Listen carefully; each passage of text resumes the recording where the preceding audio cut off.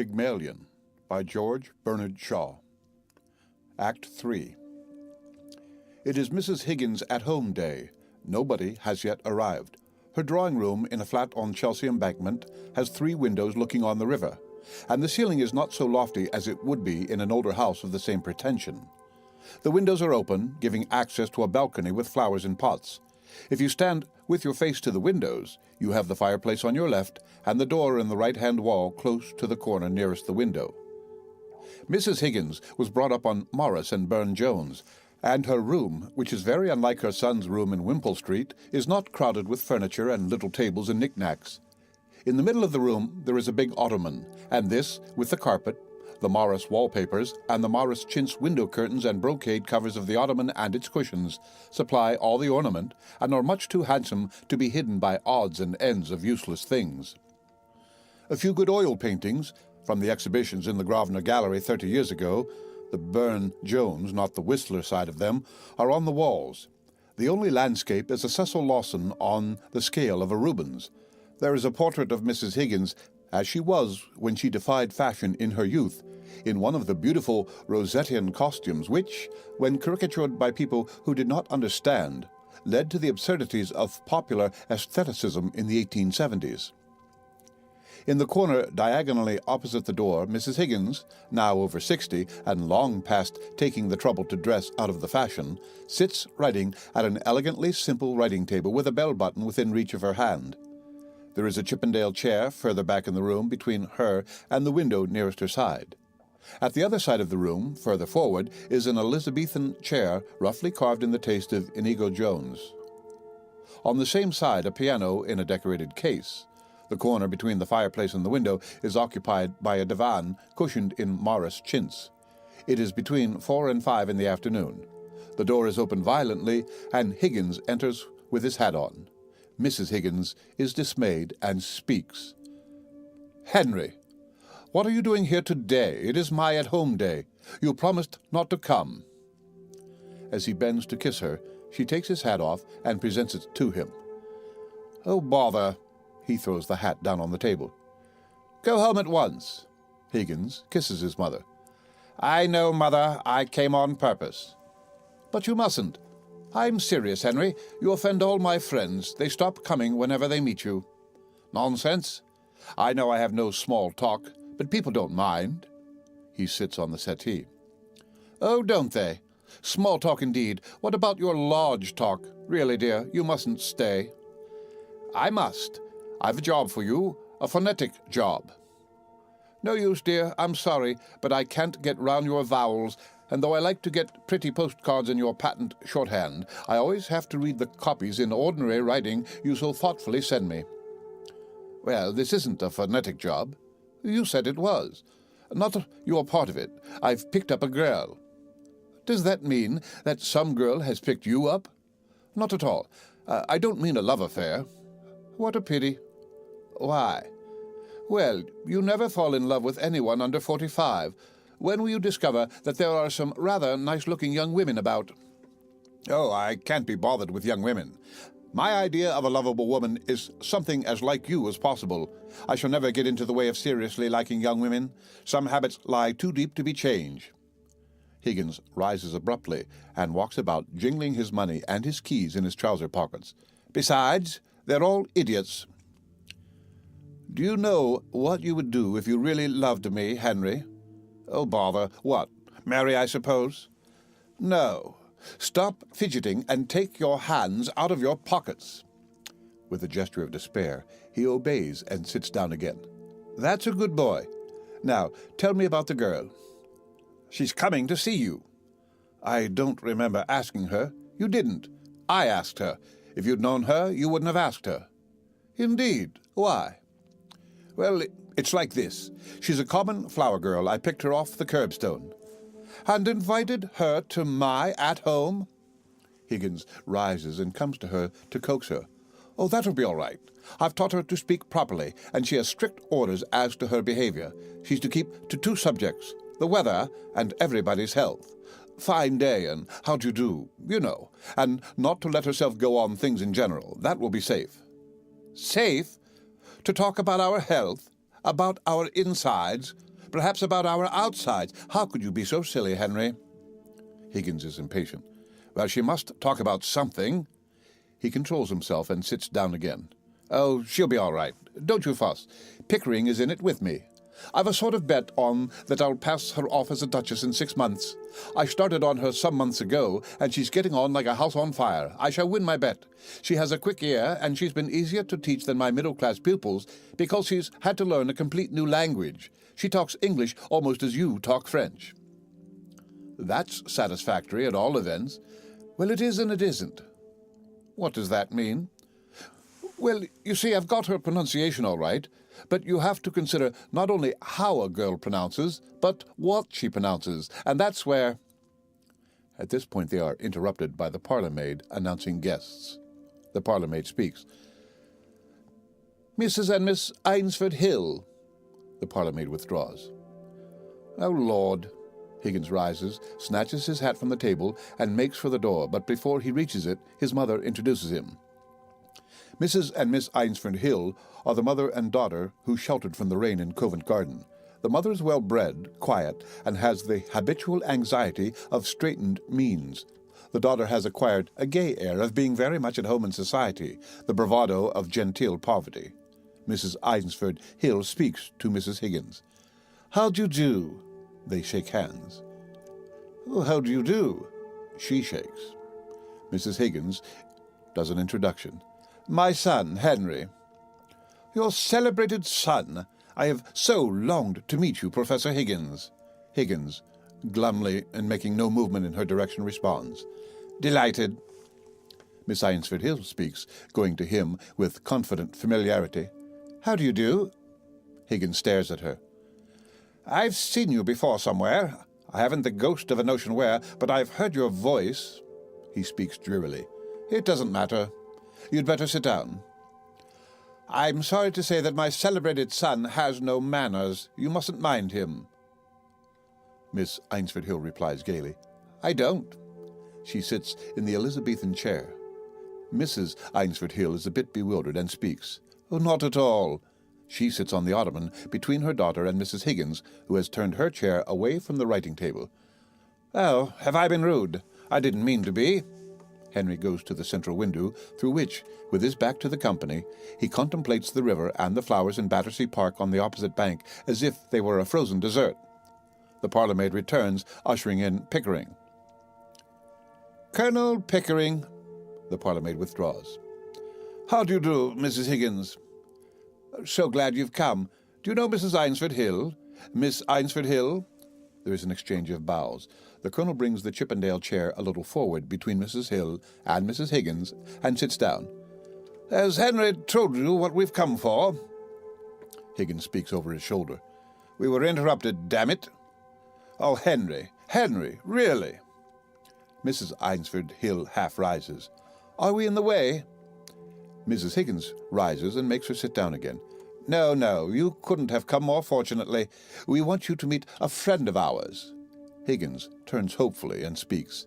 Yes, by George. We want 2 or 3 people. You'll do as well as anybody else. The parlour-maid returns, ushering in Freddie. The parlour-maid speaks. Mr. Eynsford Hill. Higgins, almost audibly and past endurance. God of heaven, another of them. Freddie, shaking hands with Mrs. Higgins. How-de-do? Very good of you to come. And she introduces Colonel Pickering. Freddie, bowing. How-de-do? I don't think you know my son, Professor Higgins. Freddie goes to Higgins.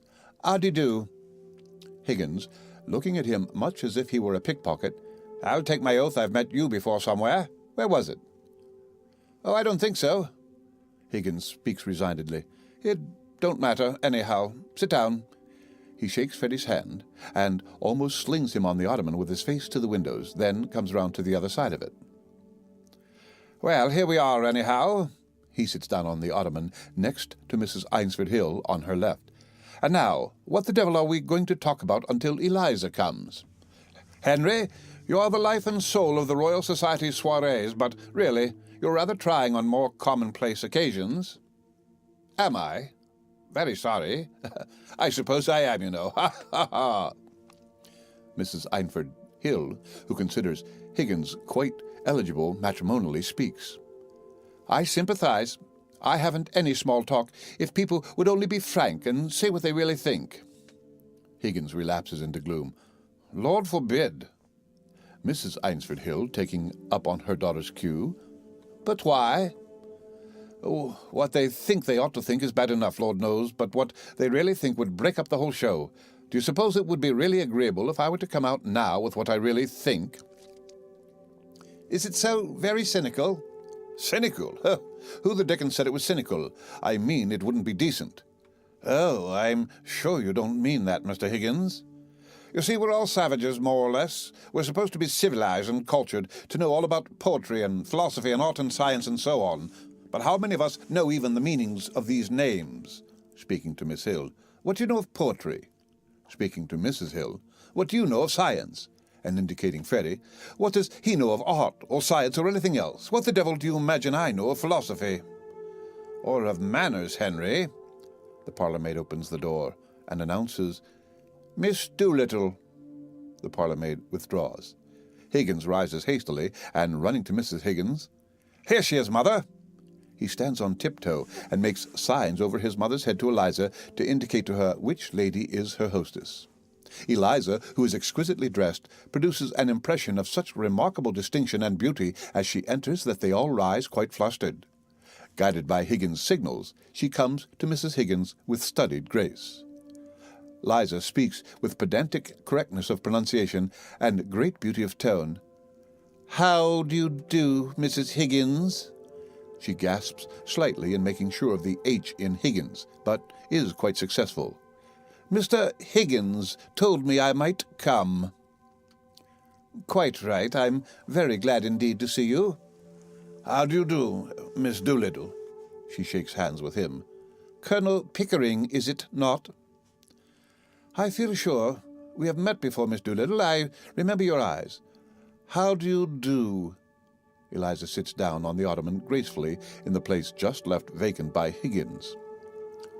Mrs. Eynsford Hill makes an introduction. "My daughter, Clara." "How do you do?" Clara, impulsively. "How do you do?" She sits down on the ottoman beside Eliza, devouring her with her eyes, and Freddie, coming to their side of the ottoman. "I've certainly had the pleasure." Mrs. Eynsford Hill introduces him. "My son, Freddie." "How do you do?" Freddie bows and sits down in the Elizabethan chair, infatuated. Higgins speaks suddenly. "By George, yes. It all comes back to me." They all stare at him. "Covent Garden. Oh, what a damned thing." "Henry, please." He is about to sit on the edge of the table. "Don't sit on my writing table. You'll break it." "Sorry." He goes to the divan, stumbling into the fender and over the fire irons on his way, extricating himself with muttered imprecations, and finishing his disastrous journey by throwing himself so impatiently on the divan that he almost breaks it. Mrs. Higgins looks at him, but controls herself and says nothing. A long and painful pause ensues. Mrs. Higgins speaks at last, conversationally. "Will it rain, do you think?" Eliza responds.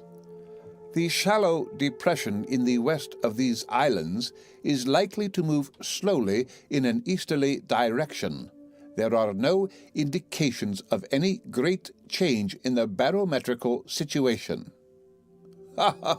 Oh, how awfully funny." "What is wrong with that, young man? I bet I got it right." "Killing." "I'm sure I hope it won't turn cold. There's so much influenza about. It runs right through our whole family regularly every spring." "My aunt died of influenza, so they said." Mrs. Eynsford Hill clicks her tongue sympathetically. Liza continues in the same tragic tone. "But it's my belief they'd done the old woman in." "Done her in?" "Yes, Lord love you. Why should she die of influenza? She come through diphtheria right enough the year before. I saw her with my own eyes. Fairly blue with it she was. They all thought she was dead. But my father, he kept ladling gin down her throat till she came to so sudden that she bit the bowl off the spoon."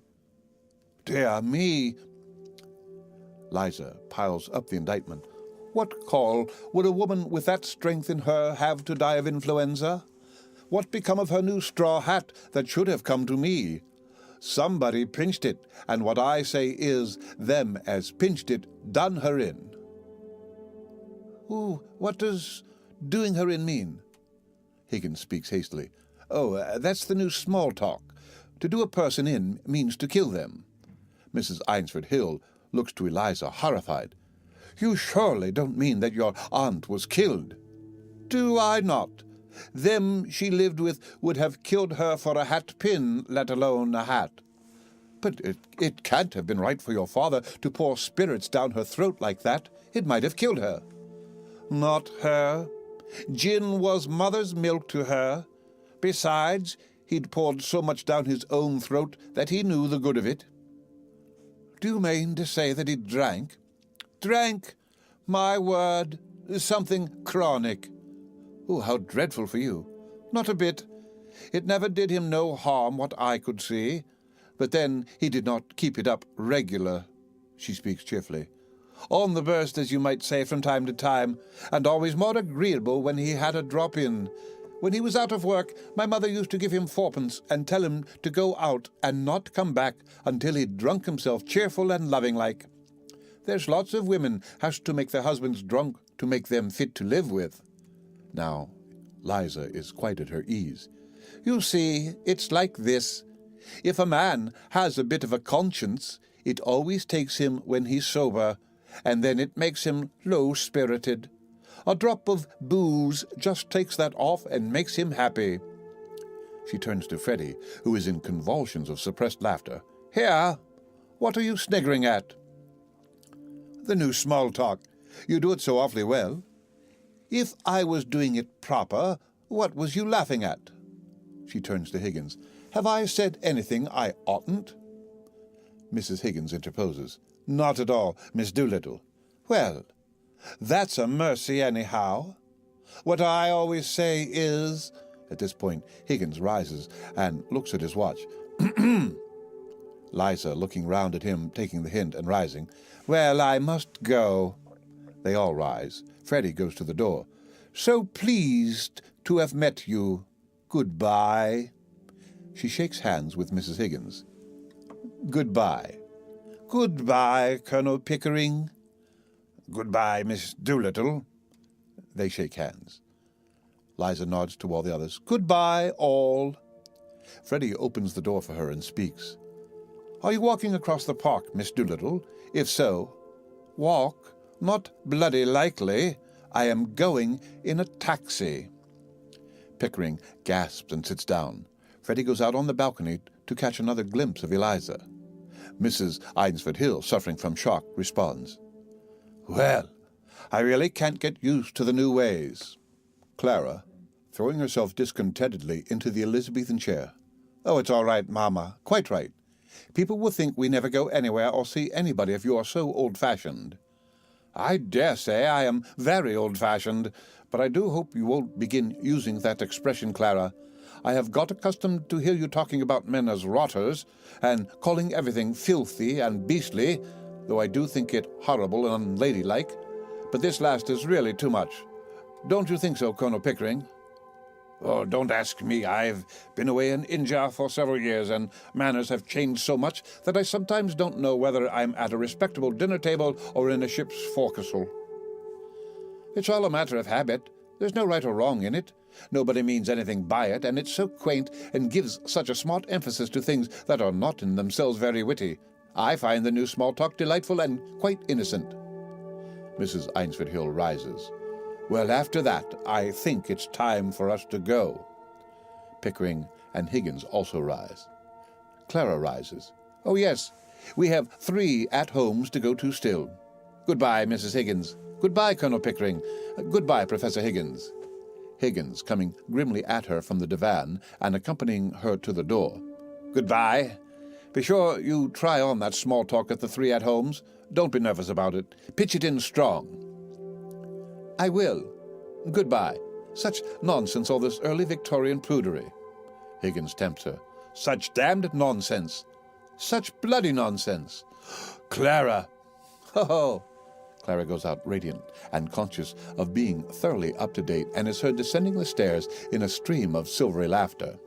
Freddie speaks to the heavens at large. Well, I ask you. He gives it up and comes to Mrs. Higgins. Goodbye. Mrs. Higgins shakes his hand. Goodbye.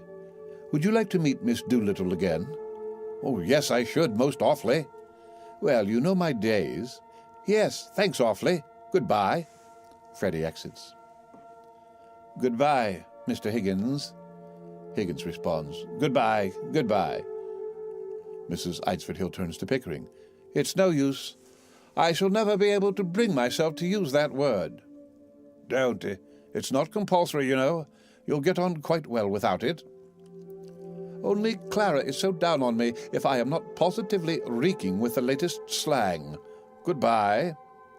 Goodbye. Pickering and Mrs. Einsford Hill shake hands. Mrs. Einsford Hill turns to Mrs. Higgins. You mustn't mind, Clara. Pickering, catching from her lowered tone that this is not meant for him to hear, discreetly joins Higgins at the window. We're so poor, and she gets so few parties, poor child. She doesn't quite know. Mrs. Higgins, seeing that her eyes are moist, takes her hand sympathetically and goes with her to the door. But the boy is nice, don't you think so? Oh, quite nice. I shall always be delighted to see him. Thank you, dear. Goodbye. Mrs. Einsford Hill exits. Higgins responds eagerly. Well, is Eliza presentable? He swoops on his mother and drags her to the ottoman, where she sits down in Eliza's place with her son on her left. Pickering returns to his chair on the right. You silly boy, of course she's not presentable. She's a triumph of your art and of her dressmakers. But if you suppose for a moment that she doesn't give herself away in every sentence she utters, you must be perfectly cracked about her. But don't you think something might be done? I mean, something to eliminate the sanguinary element from her conversation. Not as long as she is in Henry's hands. Do you mean that my language is improper? No, dearest. It would be quite proper, say, on a canal barge, but it would not be proper for her at a garden party. Higgins is deeply injured. Well, I must say. Pickering interrupts him. Come, Higgins. You must learn to know yourself. I haven't heard such language as yours since we used to review the volunteers in Hyde Park 20 years ago. Higgins sulks. Well, if you say so, I suppose I don't always talk like a bishop. Mrs. Higgins quiets Henry with a touch. Colonel Pickering, will you tell me what is the exact state of things in Wimpole Street? Pickering is cheerful as if this completely changed the subject. Well, I have come to live there with Henry. We work together at my Indian dialects, and we think it more convenient. Quite so. I know all about that. It's an excellent arrangement. But where does this girl live? With us, of course. Where would she live? But on what terms? Is she a servant? If not, what is she? I think I know what you mean, Mrs. Higgins. Well, dash me if I do. I've had to work at the girl every day for months to get her to her present pitch. Besides, she's useful. She knows where my things are and remembers my appointments and so forth. How does your housekeeper get on with her? Mrs. Pierce? Oh, she's jolly glad to get so much taken off her hands, for before Eliza came, she had to find things and remind me of my appointments, but she's got some silly bee in her bonnet about Eliza. She keeps saying, "You don't think, sir," doesn't she, Pick? Yes, that's the formula. You don't think, sir. That's the end of every conversation about Eliza. As if I ever stopped thinking about the girl and her confounded vowels and consonants. I'm worn out thinking about her and watching her lips and her teeth and her tongue, not to mention her soul, which is the quaintest of the lot. You certainly are a pretty pair of babies playing with your live doll. Playing? The hardest job I ever tackled, make no mistake about that, Mother. But you have no idea how frightfully interesting it is to take a human being and change her into a quite different human being by creating a new speech for her. It's filling up the deepest gulf that separates class from class and soul from soul. Pickering draws his chair closer to Mrs. Higgins and bends over to her eagerly. Yes, it's enormously interesting, I assure you, Mrs. Higgins. We take Eliza very seriously. Every week, every day almost, there is some new change. He moves closer again. We keep records of every stage, dozens of gramophone discs and photographs. Higgins assails his mother's other ear. Yes, by George, it's the most absorbing experiment I ever tackled. She regularly fills our lives up, doesn't she, Pick? We're always talking Eliza, teaching Eliza, dressing Eliza. What? Inventing new Elizas. Higgins and Pickering speak together. You know, she has the most extraordinary quickness of ear. Oh, I assure you, my dear Mrs. Higgins, that girl, just like a parrot. I've tried her with every... is a genius. She can play the piano quite beautifully. Possible sort of sound that a human being can make. We have taken her to classical concerts and to music, continental dialects, African dialects, Hottentot, halls, and it's all the same to her. She plays everything, clicks, things it took me years to get hold of, and she hears right off when she comes home, whether it's... She picks them up like a shot, right away, as if she had Beethoven and Brahms or Lahore and Lionel Morrickton. Been at it all her life. Though 6 months ago, she'd never as much touched a piano. Mrs. Higgins puts her fingers in her ear, as they are by this time shouting one another down with an intolerable noise. Shh! They stop. Oh, I beg your pardon. Pickering draws his chair back apologetically. Sorry. When Pickering starts shouting, nobody can get a word in edgeways. Be quiet, Henry. Colonel Pickering, don't you realize that when Eliza walked into Wimpole Street, something walked in with her? Her father did, but Henry soon got rid of him. It would have been more to the point if her mother had, but as her mother didn't, something else did. But what? Mrs. Higgins, unconsciously dating herself by the word. A problem. Oh, I see. The problem of how to pass her off as a lady. I'll solve that problem. I've half solved it already. No, you two infinitely stupid male creatures, the problem of what is to be done with her afterwards. Oh, I don't see anything in that. She can go her own way with all the advantages I have given her. The advantages of that poor woman who was here just now? The manners and habits that disqualify a fine lady from earning her own living without giving her a fine lady's income? Is that what you mean? Pickering, indulgently and being rather bored. Oh, that will be all right, Mrs. Higgins. Pickering rises to go. Higgins rises also. We'll find her some light employment. She's happy enough. Don't you worry about her. Goodbye. He shakes hands as if he were consoling a frightened child and makes for the door. Anyhow, there's no good bothering now. The thing's done. Goodbye, Mother. Higgins kisses his mother and follows Pickering. Pickering turns for a final consolation. There are plenty of openings. We'll do what's right. Goodbye. Higgins speaks to Pickering as they go out together. Let's take her to the Shakespeare exhibition at Earl's Court. Yes, let's. Her remarks will be delicious. She'll mimic all the people for us when we get home. Ripping! Both men are heard laughing as they go downstairs. Mrs. Higgins rises with an impatient bounce and returns to her work at the writing table. She sweeps a litter of disarranged papers out of her way, snatches a sheet of paper from her stationery case, and tries resolutely to write. At the third line, she gives it up, flings down her pen, grips the table angrily, and exclaims, "Oh, men! Men! Men!" The end of Act 3 of Pygmalion by George Bernard Shaw. Read by Rick Kishner for Lit2Go.